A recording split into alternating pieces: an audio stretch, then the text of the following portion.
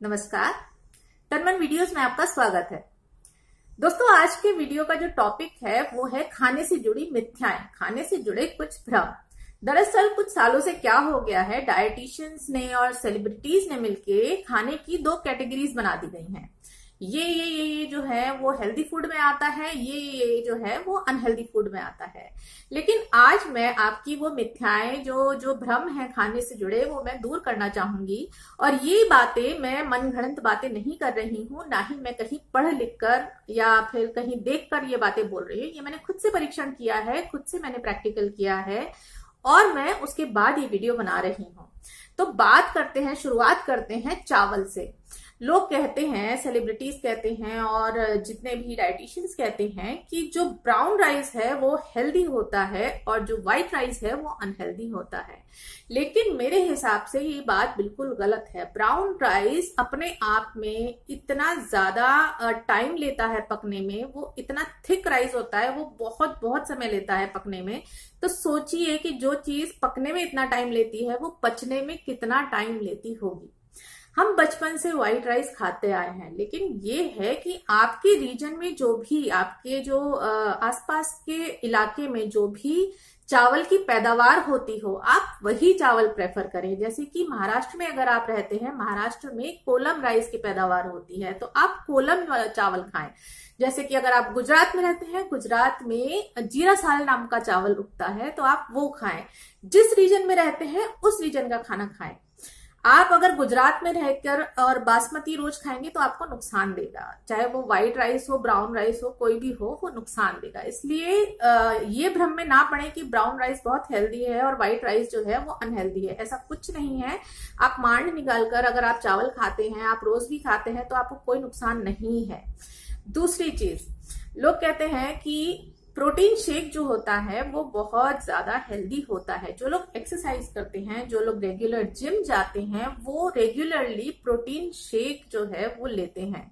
लेकिन मेरे हिसाब से एक प्रोटीन शेक को हजम करने के लिए पूरे 1 हफ्ते का समय लग जाता है। हमारी बॉडी जो है उतना ज्यादा प्रोटीन एब्जॉर्ब नहीं कर सकती है। आप चाहे कितनी भी एक्सरसाइज कर रहे हैं, कितना भी जिमिंग कर रहे हैं, अगर आप वेजिटेरियन हैं और आप डेली बेसिस पे, आप रोजाना 1 कटोरी अगर दाल खाते हैं, वो सफिशिएंट है आपकी बॉडी के लिए। आपकी बॉडी में जितना प्रोटीन जाना चाहिए उतना पहुंच जाता है। और अगर आप नॉन वेजिटेरियन है, तो अगर आप रोजाना के 2 अंडे खाते हैं या फिर थोड़ा चिकन खाते हैं, तो भी वो आपकी बॉडी के लिए सफिशिएंट होता है। यानी कि इतना प्रोटीन जो है हमारी बॉडी के लिए बहुत हो जाता है। प्रोटीन शेक में इतना ज्यादा प्रोटीन होता है, पता नहीं वो कैसे एब्जॉर्ब करती है उनकी बॉडी और वो किस तरह से वो हेल्दी फूड में डालते हैं। मुझे आज तक ये चीज समझ में नहीं आई है। तीसरी चीज जो है वो है कि फ्राइड फूड को अनहेल्दी कैटेगरी में डाला गया है। फ्राइड फूड अनहेल्दी तब होता है जबकि वो रिफाइंड में फ्राई होता है। रिफाइंड, मैंने एक वीडियो में पहले भी बताया था कि रिफाइंड ऑयल जो होता है वो बहुत ज्यादा अनहेल्दी होता है, क्योंकि तेल को रिफाइन करने में बहुत ज्यादा केमिकल्स डालते हैं जो कि हमारे शरीर को नुकसान करते हैं। लेकिन हर त्योहार में, हम अगर अपने इंडिया के कल्चर की बात करें, तो हर त्योहार में जो हमारे त्योहारों से जुड़े जो ट्रेडिशंस हैं, उसमें कुछ ना कुछ तली हुई चीजें खाई जाती हैं। जैसे कई त्योहारों में मीठे पुए खाए जाते हैं, कई त्योहारों में मालपुए खाए जाते हैं, कई त्योहारों में पूड़ियां खाई जाती हैं, कई त्योहार में पकौड़े खाए जाते हैं।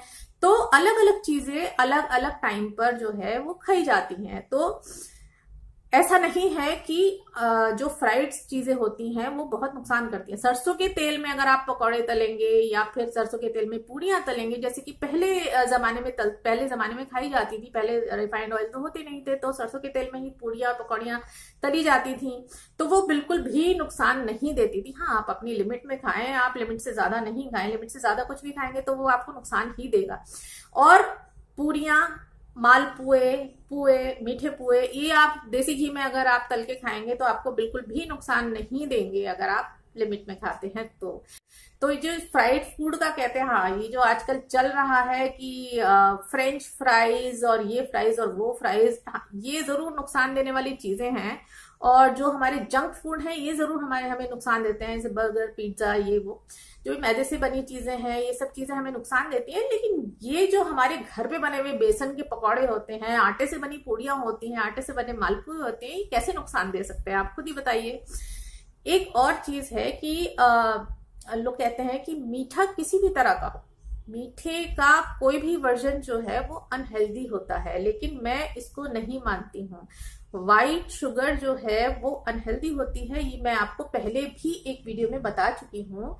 लेकिन गुड़, शहद, ब्राउन शुगर, ये चीजें ऐसी हैं कि ये बिल्कुल भी अनहेल्दी नहीं है। हाँ, बशर्ते कि आप अपना वजन जो है कम कर रहे हैं। अगर आप अपना वजन कम कर रहे हैं तो आपको ये चीजें भी नुकसान देंगी, आपका वजन बढ़ाएंगी। आपको गुड़ भी नुकसान देगा, आपको जो है हनी भी मतलब कैलोरीज बढ़ाएगा, तो आपको नुकसान देगा। लेकिन गुड़ जो है अपने आप में मिनरल्स और आयरन का खजाना है, और वो आपको आपका पाचन क्रिया जो है वो बहुत स्ट्रांग कर देता है, और हनी भी बहुत ज्यादा फायदेमंद होता है। तो ये चीजें अनहेल्दी लिस्ट में नहीं आती हैं, तो आप इनको अनहेल्दी ना माने। तो आज के वीडियो में बस इतना ही। आज का वीडियो आपको कैसा लगा? अगर अच्छा लगा हो तो लाइक करिएगा और शेयर करिएगा, और हमारे जो चैनल है उसको सब्सक्राइब जरूर करिएगा। देखने के लिए बहुत बहुत शुक्रिया।